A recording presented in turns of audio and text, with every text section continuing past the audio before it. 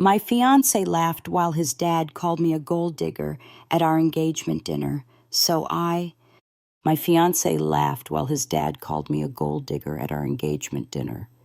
So I took off the ring, set it down next to his untouched wine glass, and walked out without a single word. The way his mother barely looked up, the way his sister smirked into her napkin, and the way Chase didn't even reach for me as I left, that was the moment I knew. It didn't happen all at once. Of course, like most betrayals. It started as something subtle, a missed beat in a conversation, a hesitation before an introduction, a quiet correction when I called his apartment ours. But that night, with the chandelier light dancing across their crystal and their contempt, it became undeniable. Before I tell you what happened after I walked out of that room, I want to tell you how I got there in the first place. Maybe it'll help someone else see it coming sooner than I did. My name is Lindsy Vaughn. I'm 32. I live in Denver, or I used to. I work in brand strategy, mostly for sustainable lifestyle companies and tech startups that want to sound human. I was raised by a single mom in a townhouse where the heater clanked at night and the kitchen counter was always covered in some kind of school project or work file. My mom, Diane, was a public school teacher for 30 years and the kind of woman who showed up early, stayed late, and made dinner from scratch even on parent-teacher conference nights. She didn't believe in shortcuts, in people who waited to be rescued, or in wearing anything with a visible label. What she did believe in was self-respect and working for what you wanted and not letting anyone make you feel small for needing to hustle a little harder. She taught me how to balance a checkbook, negotiate for a raise, and when to walk away from something that looked good but didn't feel right. The problem was I forgot that last one when I met Chase Morgan. I met Chase at a brand innovation summit in Austin. He wasn't a speaker or a startup founder, but he was there supporting a friend on a panel about ethical investing. He asked a sharp question about brand dilution during the Q&A. And when I turned around to get a coffee refill, he was standing behind me, grinning like he already knew me. He said something about my comment during the roundtable discussion earlier, something that made it clear he'd been listening, not just watching. Chase had that particular type of confidence that doesn't come from being good at something, but from knowing you'll never be punished if you mess it up. He was smooth, sure, but not arrogant. And the way he talked about impact investing and behavioral economics made me think maybe, just maybe, we weren't so different. That was the first illusion. Back then, I didn't know his father sat on the board of one of the largest private equity firms in the country, or that the Morgans owned half the commercial real estate in downtown LA. I didn't know his family name could get a table at any restaurant in any city, or that the woman he dated before me was the daughter of a senator. All I knew was that he called me brilliant after our first date and texted me good luck before every pitch presentation. He brought me soup when I got the flu during a big client launch, and when I made a joke about him being too polished. He showed me a photo of himself in high school with braces and a horrendous haircut. I didn't know yet that people like Chase were trained to make women like me feel chosen, just long enough to believe the choosing was permanent. By the 6-month mark, we'd met each other's close friends, gone on a ski trip to Tahoe, and started spending almost every night together. My apartment was too small for both of us. So we began house hunting. He covered most of the rent in our new place, but insisted I decorate it however I wanted. "I love how your brain works," he'd say, tossing ideas back and forth like it was our shared canvas. I believed him. When he proposed on a random Tuesday after dinner, no photographer hiding in the bushes. "No stage sunset," I cried. I thought it was perfect. The ring was modest by Morgan's standards, but beautiful, a sapphire, not a diamond. He said it reminded him of the way I think, sharp but different. It wasn't until the engagement dinner that I realized who he really was when I wasn't looking. You ever been in a room full of people who smile at you like you're decoration, then say things just cruel enough to sound polite that night? I learned there's a special kind of silence that sounds like betrayal. The first time I met Chase's mother, Evelyn, she smiled like someone used to inspecting things under glass. It was at a private gallery opening in Cherry Creek where I'd been invited as his +1. I remember standing between two oversized abstract pieces, swirling a glass of wine I didn't particularly like, while Evelyn commented on how refreshing it was to see someone in public relations who didn't feel the need to overdress. I wasn't in PR. Of course, Chase had introduced me as a strategic consultant, but she hadn't really heard it or hadn't cared. She complimented my dress by noting it was probably from one of those charming direct-to-consumer brands. I remember forcing a smile while Chase chuckled and reached for another canapé like nothing had happened. That was the first time I felt it, a small sting of being categorized, placed into a box she could understand. Chase later said she didn't mean it that way, that she had an odd sense of humor and didn't know how to relate to people outside of her circle. He made it sound like it was some kind of personality quirk, like bad taste in movies or always being late to brunch. I let it go, partly because I didn't want to ruin the night, and partly because I believed him. We were still in the stage where I gave him the benefit of the doubt more often than not. I hadn't yet realized how dangerous that could become. Over the next few months, I got used to navigating his world. I bought new shoes for the country club fundraiser, practiced small talk for his boardroom cocktail events, and Googled how to properly pronounce the names of obscure wines. I adjusted, not because he asked me to, but because I wanted to feel like I belonged. He never said I wasn't enough, but his silence often filled the spaces where reassurance should have been. When his father made a sarcastic remark about the nonprofit energy of my minimalist apartment, Chase just smiled and changed the subject. When his sister Heather asked, during a brunch in Malibu, whether I planned to keep working after marriage or take time to recalibrate, Chase laughed it off as if the question had no edge. But it did. I felt it every time, like a paper cut, invisible but sharp. We had good days, too. Days when he'd bring me breakfast after an all-nighter, or show up at my office with a new notebook, because he knew I liked to start every project with a blank page.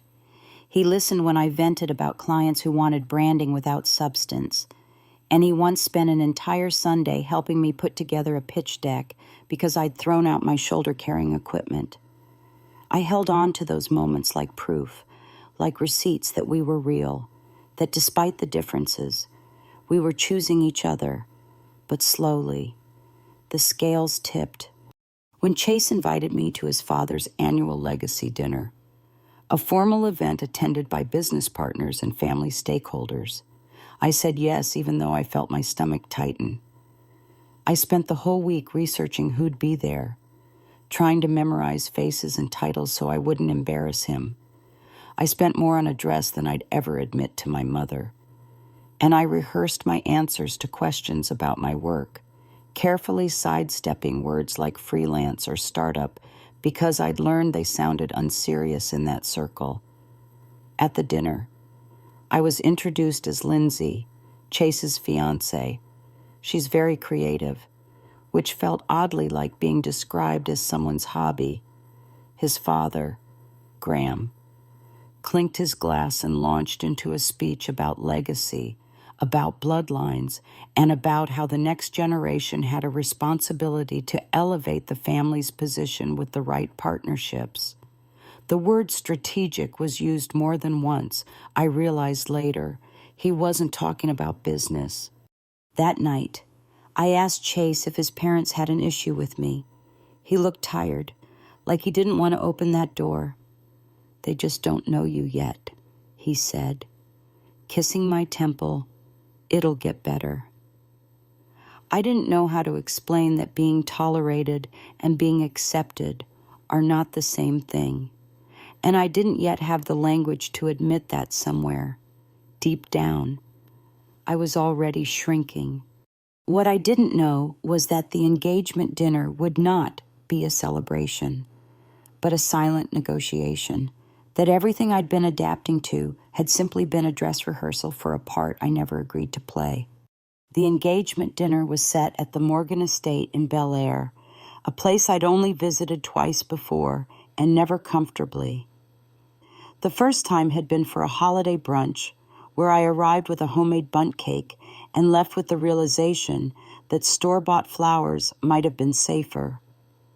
The second was when we first announced our engagement, and Evelyn had looked at my ring, smiled politely, and said, "Sapphire is so unconventional.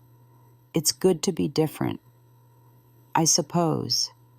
This time, I arrived with no gift, no expectation, just a tight knot in my stomach and a dress I'd spent days agonizing over. I'd chosen navy silk with a high neckline and long sleeves, understated but elegant, hoping it would read as classic in a room where fashion often whispered pedigree. Chase had been distracted the entire ride over, answering texts from his mother about seating arrangements and whether the pianist had confirmed. I asked him, more than once, if he was sure this was a good idea. "They want to celebrate us," he said. Eyes on his screen. "Just breathe. We'll be in and out." That sentence struck me even then. In and out. Like we were enduring something, not sharing a moment. The table had been set for 12, though there were only 9 of us.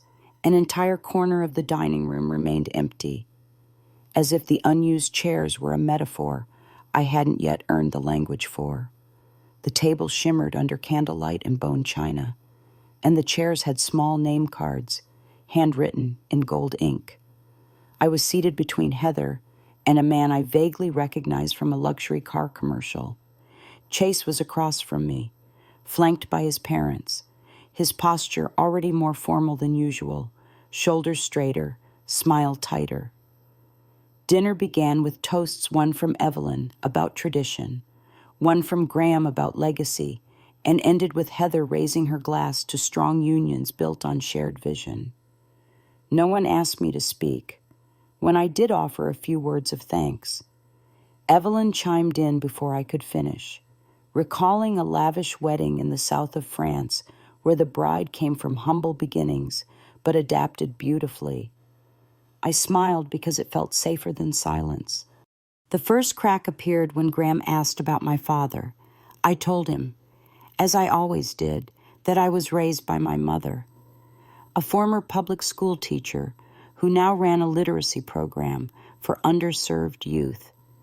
He nodded with an expression that might have passed for interest if not for the way his eyes glazed over. "Commendable," he said. But I imagine that didn't leave much time for exposure to culture. It wasn't a question. I waited for Chase to interject, to steer the conversation, to say anything at all. He reached for his wine instead. Heather leaned in a few minutes later to ask if I'd considered a bridal refinement retreat before the wedding, something her friend Charlotte had done before her first engagement. I didn't know who Charlotte was, though the name sounded familiar. Evelyn clarified with a laugh. She was lovely, truly, such grace. But you, dear, you have presence.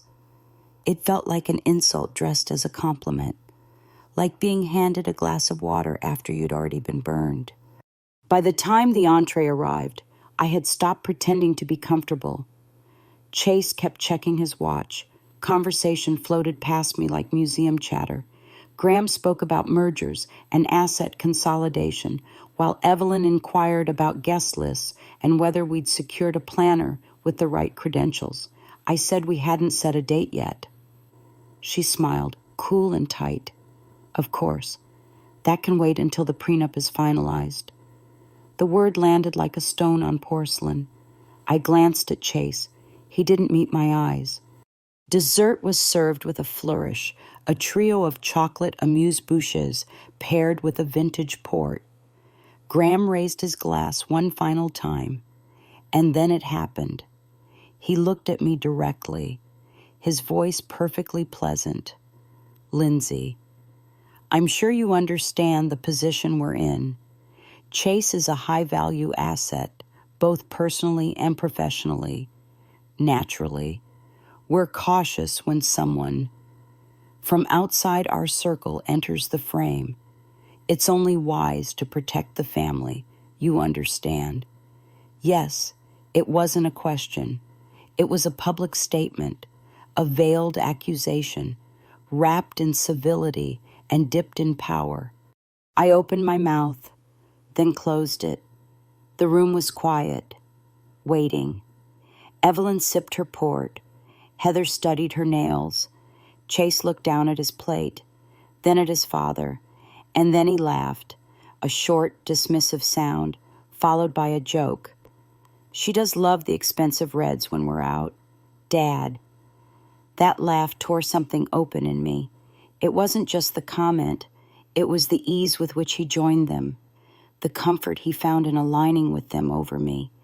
The man who once whispered I was the smartest woman he'd ever met now offered me up like a story they could all chuckle about.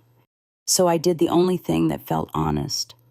I took off the ring, quietly, slowly. I placed it beside his wine glass like it was a bill someone forgot to pay. Then I stood up, napkin folded, back straight. No apology, no explanation, just the sound of my heels on marble as I walked out. He didn't follow. Some endings don't need fireworks or slammed doors, just the quiet sound of clarity, arriving too late. The night air hit harder than I expected. It wasn't cold exactly, but it felt colder than when we'd arrived. I didn't cry. I walked down the long gravel driveway of the Morgan estate, heels crunching with each step like the punctuation to a story I hadn't realized I'd been telling wrong. My car was parked off to the side, tucked between a Bentley and a black SUV with diplomatic plates. When I slid into the driver's seat, the engine hummed to life with a steady sound I hadn't appreciated before. I didn't check my phone. I didn't look back at the house. I drove through Bel Air like I was trying to put miles between me and a version of myself that no longer made sense. Back at the apartment, I left the ring box on the kitchen counter without ceremony. The room was dark, silent, mine. That thought struck me more deeply than I expected. Mine. No one's expectations. No curated playlist humming softly in the background. No wine decanting on the side table. Just me. I stood barefoot on the cold tile, staring at the glossy surface of the counter and wondering how something that felt so beautiful just a week ago now seemed like the wrong movie in the wrong theater. I didn't sleep that night. I laid in bed with the lights off and the silence so loud it became a kind of static. My phone lit up a few times, but I didn't pick it up. I already knew what the messages would say. He was sorry. His dad was drunk. I was overreacting. By morning, the sun came in through the blinds like nothing had changed, but everything had. The emotional hangover was worse than anything I'd felt after a real drink. It sat heavy behind my ribs and made my limbs feel slow. Still, I got up. I showered. I made toast and let it go cold on the plate. I opened my laptop and stared at my calendar, full of client check-ins and one-on-ones. Somehow, I answered emails. I even made it to a video call with a wellness brand launching their fall campaign. I smiled. I took notes. I nodded at the right moments. And the whole time, a voice inside me whispered, "What just happened?" Tony came over that night without being asked. She knew, the way best friends sometimes do, that something had cracked open. She brought Thai food and a bottle of red that she knew I wouldn't finish, and she didn't ask questions right away. We sat on my couch in comfortable silence, watching a terrible dating show while the smell of garlic and chili filled the apartment. When I finally told her what Graham had said, her face went still. When I told her what Chase had done, laughed, joked. Didn't stop it, she put down her glass and said, "That wasn't about money, that was about control." I knew she was right. I just hadn't had the language for it yet. Over the next few days, Chase texted and called nonstop. I ignored most of it. I wasn't ready. On the third day, he showed up outside my building with flowers. Not roses, but blue hydrangeas. The ones I'd once said reminded me of my grandmother's garden. I almost let that detail soften me, almost opened the door. But then I remembered his face that night. The way his shoulders didn't move. The way he laughed like it was easier to laugh than to defend me. So I stood by the window and watched him wait for 20 minutes, then walk away. I didn't feel victorious. I felt tired. I started therapy the following week. My therapist, Dana, had kind eyes and a calm voice during our second session. I explained what had happened at dinner, how it had escalated slowly over time, and how I hadn't noticed the slope until I was at the bottom. She didn't use words like manipulation right away. She just asked, "When did you start making yourself smaller?" That question lived with me for days. I thought about all the moments I'd edited myself at parties, in meetings with his family, even in how I dressed. Not because anyone told me to, but because I thought it would keep the peace. At work, I poured myself into campaigns like they were lifeboats. My focus sharpened. I wasn't thinking about impressing anyone anymore. I just wanted to feel like myself again. Jessica, my boss, noticed. "You've been on fire lately," she said during a team huddle. "Your pitches are tighter, your direction's clearer." I nodded and smiled, but the truth was simpler than that. Without the mental weight of someone else's expectations pressing down on me, I could finally hear my own thoughts again. I didn't delete Chase's number.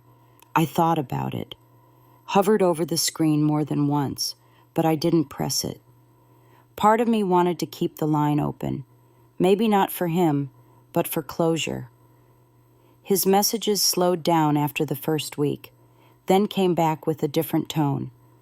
No more apologies. Instead, it was, "Can we talk like adults? And you know my parents don't define us." One night, after a long day filled with pitch decks and back-to-back calls, I opened his last message and stared at it for almost 10 minutes. It just said, "I miss you. Lindsay, please don't let one moment erase everything." I didn't answer. The truth was, it hadn't been one moment. That dinner had just pulled the curtain back. I'd spent months making excuses for his discomfort, ignoring small dismissals, letting things slide because they weren't loud enough to start a fight. But now, in the quiet of my own space, I could hear them clearly. His subtle corrections when I spoke about my clients, the way he never brought me into conversations when his father's colleagues were present, his tendency to say things like, "Let me handle that part. They'll take you more seriously if I do." None of those things had stung in the moment, but lined up now, side by side. They formed a pattern of someone who wanted my brilliance when it was convenient, but not when it challenged his world. A few weeks later, Chase asked if we could meet for coffee. I agreed. against my better judgment, because some part of me still needed to look him in the eye and ask why. We met at a place near my office, a quiet spot with wooden beams and strong espresso. He was already there when I arrived, sitting near the back in a crisp button-down and that familiar anxious posture I recognized from our early days. He stood when I walked in, like we were strangers on a first date. The way he looked at me then, it wasn't pity or guilt. It was regret, thick and real. But I didn't smile. He said all the right things, that he should have said something, that his laugh had been a defense mechanism, a bad reflex to avoid confrontation, that he didn't mean to belittle me, that he thought I knew how he felt. I let him speak. I listened. And when he was done, I asked him one question. Why was it easier to please them than protect me? He didn't answer right away. Then he said, quietly, because I've never disappointed them before. I nodded. That was the most honest thing he'd ever said, and the most damning. He asked if we could try again, said he'd talk to them, set boundaries, do the work. But all I heard was that familiar hum of hope mixed with doubt. And I realized, even if he did change, even if he drew a line in the sand with his parents, I would always know it wasn't his first instinct. The night I needed him most, he chose silence, or worse, a joke. That meeting didn't end with a dramatic goodbye.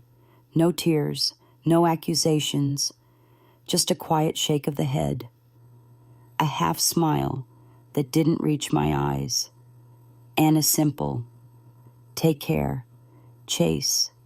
He watched me leave again, but this time, it wasn't a walk of heartbreak, it was release. Work continued to be my anchor. Jessica gave me more autonomy, and I took on a rebranding project for a climate startup that genuinely excited me.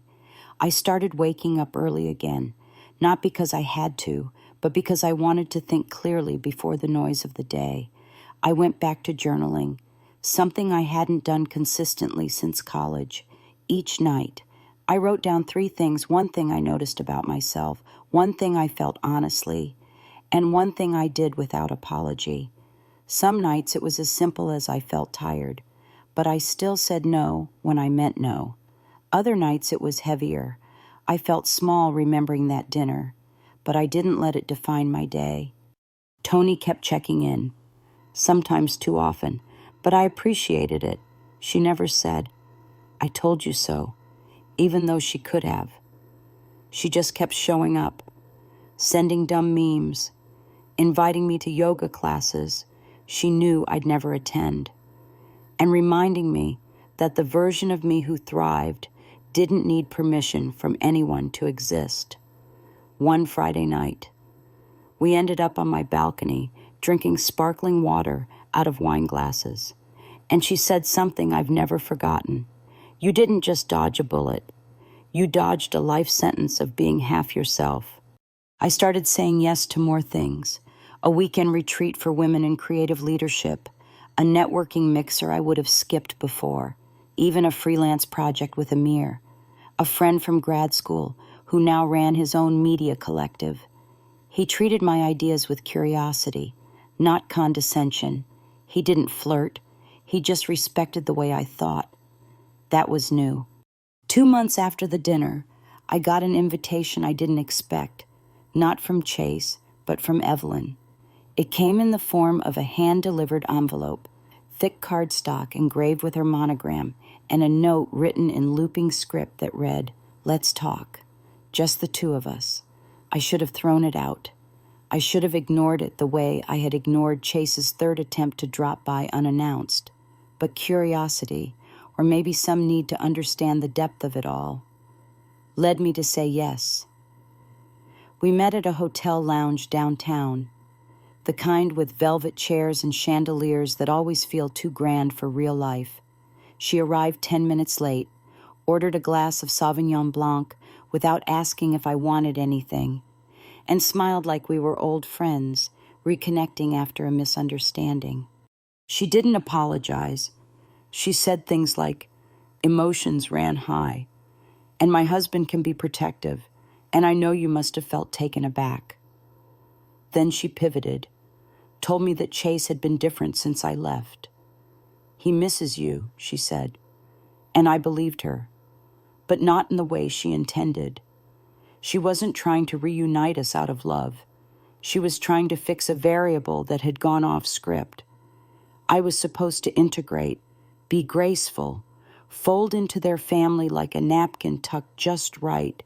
Instead, I'd walked out without asking for their approval, and that, apparently, had created ripples they weren't used to navigating. She offered me something next, a position at the Morgan Foundation, newly created, she said, just for someone with my background. Strategic outreach lead, flexible hours, room for creative projects. On the surface, it sounded like a dream. Impact work, funding, visibility. But underneath it, I could see the structure. A cage with velvet bars. I would be in their world, under their payroll, subtly monitored, slowly reshaped. Evelyn leaned forward slightly and said, "It's not just about Chase. You have the potential to go far. But some environments make that easier." I smiled politely, thanked her for the opportunity, told her I'd think about it. I already knew my answer. That night, I sat with Tony on the floor of my living room, telling her everything over takeout and tea. She didn't interrupt, just shook her head slowly and said, "That wasn't an olive branch, that was a leash." She was right, and for the first time, I didn't feel the urge to justify, or explain, or wonder if I was being ungrateful. I saw it clearly. Some people give you opportunities to help you grow.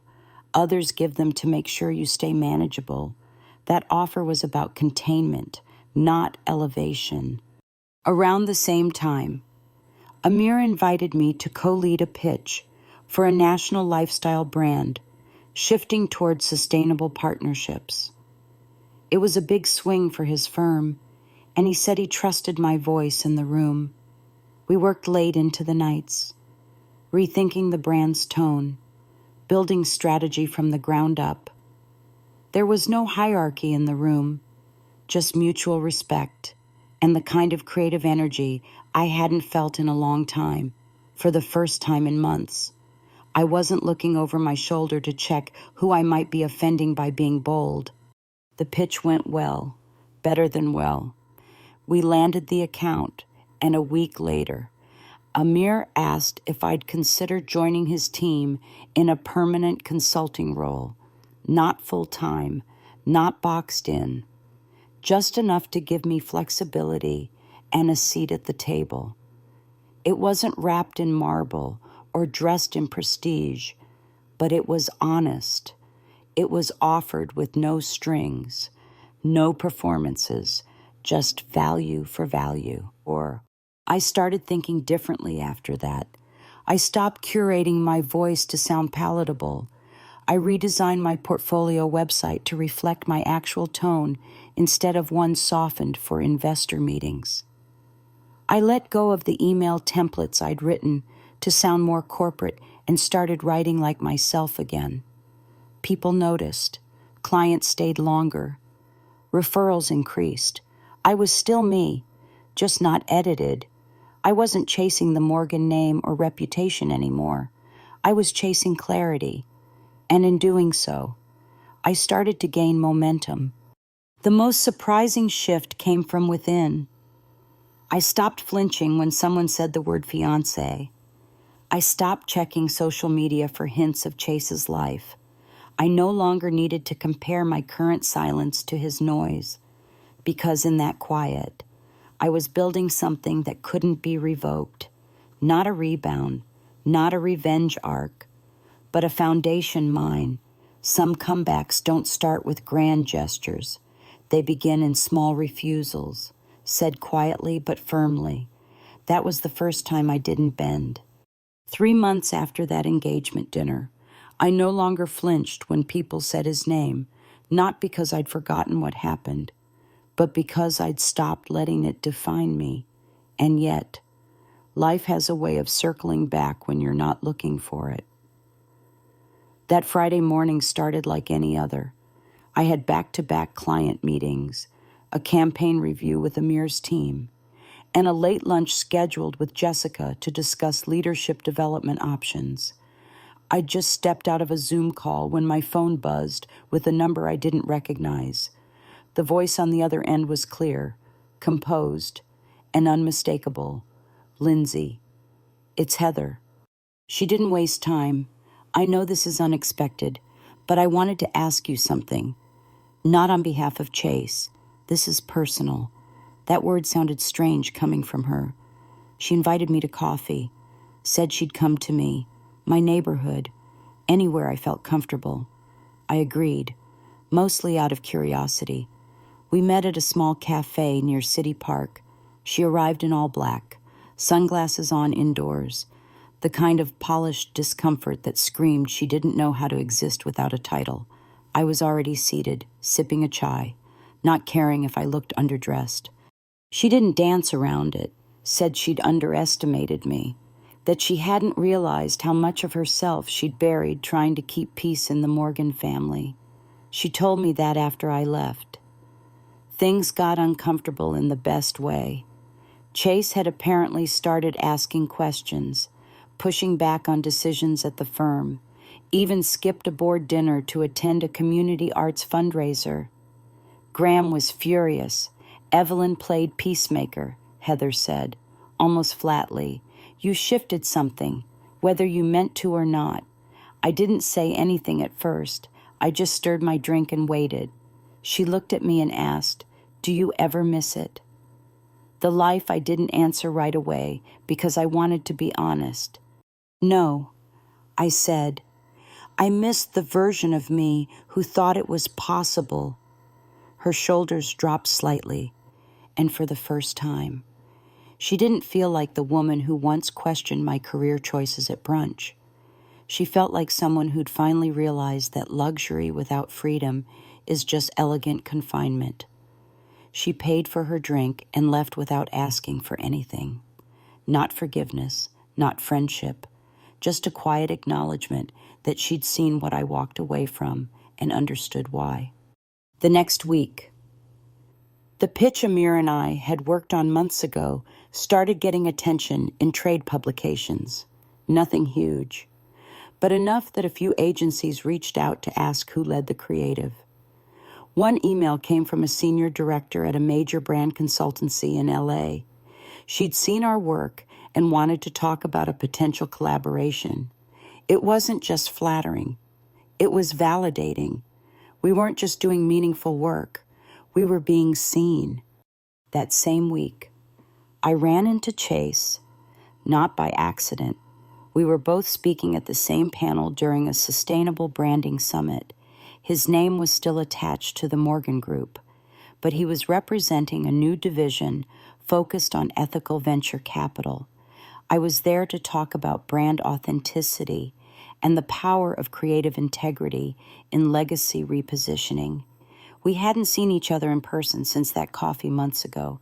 He looked different, slightly leaner, more serious, less polished in a way that actually made him seem more real. He walked over after the session and said, "You were brilliant up there." I nodded and thanked him. There was a pause. Then he said, "I think about that night all the time." I didn't ask which part. He continued, "You were the only one who told the truth in that room." And I laughed. I'll never forgive myself for that. I let the silence stretch. It wasn't uncomfortable this time. I just wanted him to hear it echo. Then I said, "You didn't just laugh. You confirmed everything they believed." That was the part I couldn't unsee. He nodded slowly, his jaw tight. "I'm working on that," he said. "I know," I replied, "but I'm not your proof of progress." That conversation didn't end in bitterness. There were no raised voices, No second chances. Just two people standing in the wreckage of what could have been, and realizing it was better this way. That night, I walked home alone, not sad, not triumphant, just deeply grounded.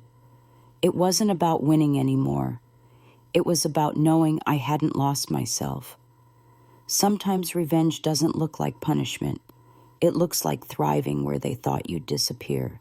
After the summit, I started getting more invitations, not just speaking engagements, but real partnership proposals from people I respected. Women-led agencies looking to scale, startups asking for brand voice audits, sustainability collectives wanting storytelling consultants who understood both language and leverage. I didn't say yes to everything. In fact, I said no more often than I ever had, but each no came from clarity, not fear. My calendar began to reflect who I was becoming, not who I used to be trying to impress. That small shift changed everything. Jessica called me into her office one afternoon, sliding a fresh printed offer letter across the table. She was stepping into a broader executive role, and the creative director seat was officially open. "You're the name we all agreed on," she said, smiling. I looked down at the contract, the number on the last page making my chest tighten in the best way. I didn't cry. I didn't squeal. I just nodded and said, "I'm ready," because I was.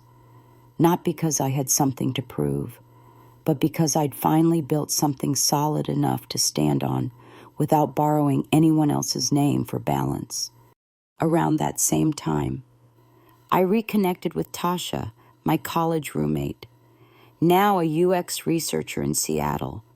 She visited for a long weekend, and we ended up talking late into the night, surrounded by half-unpacked takeout and old photos from our 20s. She reminded me of how I used to be before Chase, before I learned to measure every word and outfit against someone else's standards. "You once turned down a 6-figure role because the agency didn't align with your values," she said, nudging me with her elbow. "You don't compromise. That's your superpower." And it hit me then, how easily I'd let that part of myself soften into something quieter, more convenient. I took the creative director job, led our team through the launch of a wellness campaign that married clean design with uncompromising purpose. My leadership style wasn't loud, but it was steady. And the feedback I got wasn't just about results. It was about how people felt heard, trusted, empowered. That was my currency now, not the name on my client list or the number on the check, but the quiet confidence of knowing I didn't need to shrink to be taken seriously.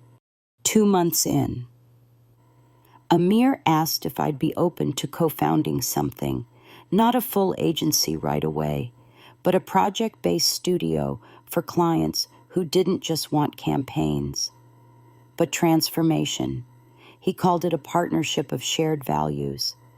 I called it the beginning of something honest. We started small, consulting under our own names, pitching only to the brands we believed in. We rejected more proposals than we accepted, but when we landed one, it stuck. A sustainable fashion startup based out of Chicago gave us complete narrative control, and within 3 months, we had built them a launch campaign that went viral on LinkedIn and got picked up by Business Insider. The more I said no to performative prestige, the more real opportunities found me, and somewhere along the way, I stopped thinking about the Morgans. When their name did come up, it was usually through friends who'd heard about some family drama or social event. I never asked for details. I didn't need them. My story was no longer tethered to theirs. But life has its own sense of symmetry. 10 months after that dinner, I was invited to a gala hosted by the National Design Council. I was being honored for my contributions to ethical brand storytelling. I wore a midnight blue suit, sharp lines and strong shoulders, not meant to impress anyone but myself. The event was held at a venue I once visited with Chase. This time, I walked in alone, confident, not waiting to be introduced. Halfway through the evening, I noticed Graham across the room, older, slower, still commanding attention like it was owed to him. He didn't see me at first. When he did, he looked for a moment like he was about to approach, but I turned my attention to a conversation with a creative director from New York who asked for my thoughts on brand legacy and integrity. That was the difference now. I didn't need to prove anything. I wasn't here for approval. I was the approval. Later, outside the venue, under soft lights and late-night quiet, I stood by myself for a moment, letting the air settle. No one waiting in a car, no one checking in on my whereabouts. Just me, in a city I had built my own way through, wearing success not like armor, but like skin.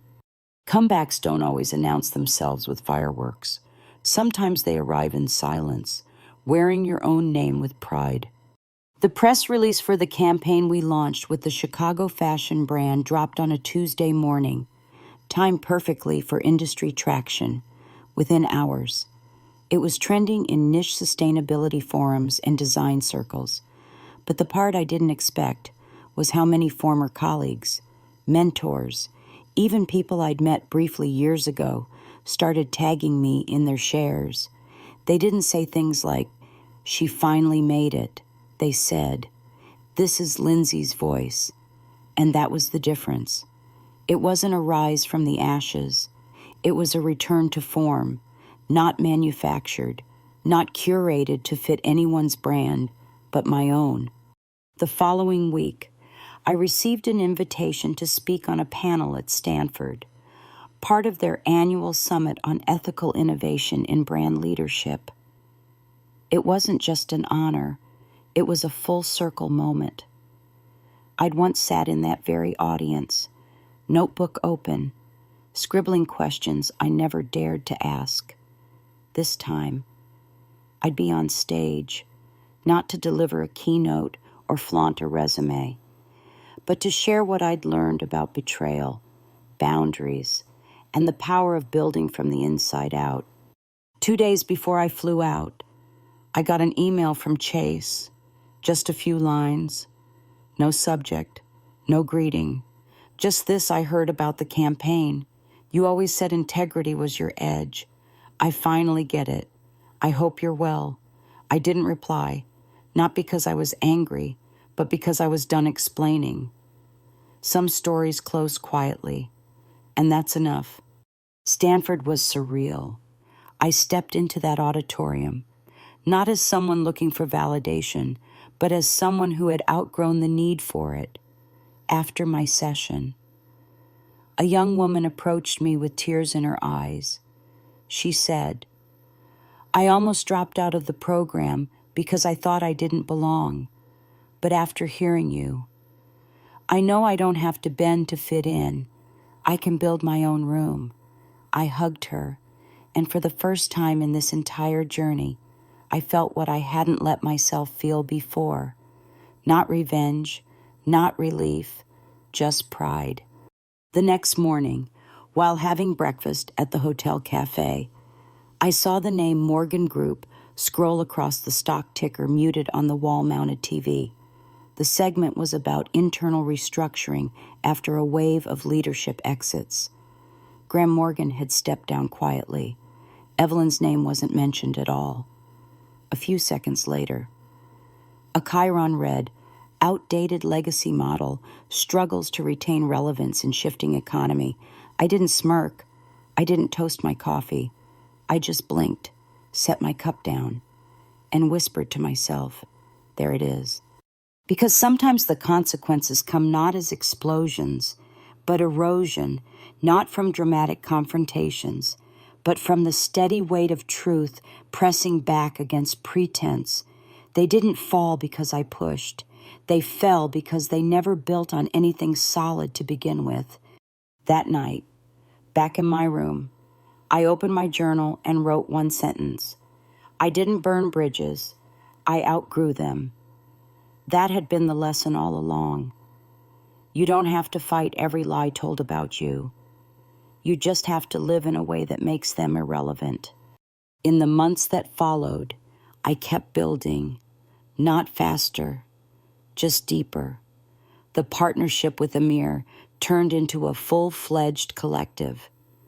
We hired 2 junior consultants, both women of color who reminded me of earlier versions of myself. I mentored without micromanaging. I led without performing. And in every project, I wove one quiet principle: through the work, your story matters more than your title, because it does. That was the piece the Morgans never understood. They built reputations. I built roots. By the end of that year, I was invited to contribute a chapter to a book on values-driven leadership, not because I had a fancy title, but because someone had read a quiet blog I posted months ago and said, "This voice needs to be in print." When the book launched, my chapter was the most shared online, not because it was provocative, but because it was honest. And as for Chase, the last I heard, he moved to Austin and started consulting for mid-tier tech firms. I don't know if he's happy. I don't wish him harm. I just don't follow anymore. Because healing doesn't mean circling back. It means moving forward without dragging the past like a shadow. A year to the day after that engagement dinner, I found myself standing alone in my kitchen, slicing oranges for a team brunch I'd decided to host. Nothing fancy, just homemade granola, good coffee, and the kind of quiet camaraderie that doesn't need suits or sound bites.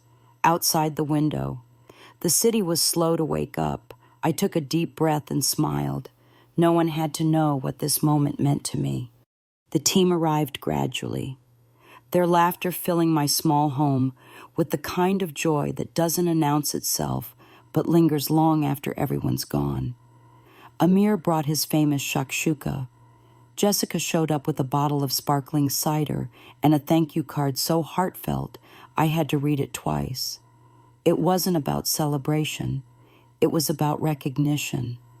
Not of title, not of achievement, but of alignment, that we had all, in our own way, chosen to build something that felt honest, and that somehow that choice had brought us together. After everyone left, I stood at the sink, sleeves rolled up, washing dishes in warm silence. No noise, no audience, just a woman who had once been laughed at in a room full of people who thought power was inherited, not earned. And I thought of that girl, the one who sat quietly through dinner while an old man with a drink in his hand tore her dignity to shreds, and her fiancé chuckled like it was harmless. I no longer mourned her. I honored her, because she didn't stay. She walked out without a plan, without a safety net, without applause. And that first step, shaky and silent as it was, had been everything. I didn't burn down the Morgan family. I didn't need to. They did that just fine on their own, and it wasn't my job to fix their dysfunction or serve as a mirror to their shortcomings. My job was to keep choosing integrity again and again, even when it cost me comfort, especially when it cost me comfort. I published a small essay that fall titled "The Value of Leaving the Room." It wasn't about Chase. It wasn't even about betrayal. It was about the quiet decision to no longer fight for space where you were only ever meant to be tolerated. About how sometimes dignity looks like walking away before the toast is finished.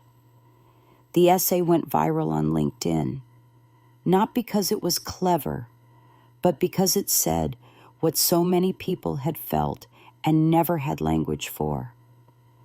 I got messages from other women who had left relationships, roles, whole cities behind, carrying nothing but the bruises of staying too long. One message came from a woman named Clara, a senior partner at a firm I used to intern for. She said, "I stayed 10 years too long because I thought leaving meant losing. Then I read your piece and realized staying had already cost me more than I wanted to admit." I read that line again and again. It reminded me that our stories don't just belong to us. When told with honesty, they become permission for someone else. People still ask me if I ever got closure, if Chase ever apologized properly, if Graham ever faced consequences. And I tell them this: closure isn't something you wait for. It's something you give yourself when you stop hoping someone else will do it for you. Chase lost the version of me who would have fought to be understood. Graham lost the chance to know the kind of legacy that outlives money. And me, I didn't lose anything. I just finally stopped pretending crumbs were a feast. Now, when I walk into boardrooms or stand on stages, I don't try to prove I belong. I assume I do.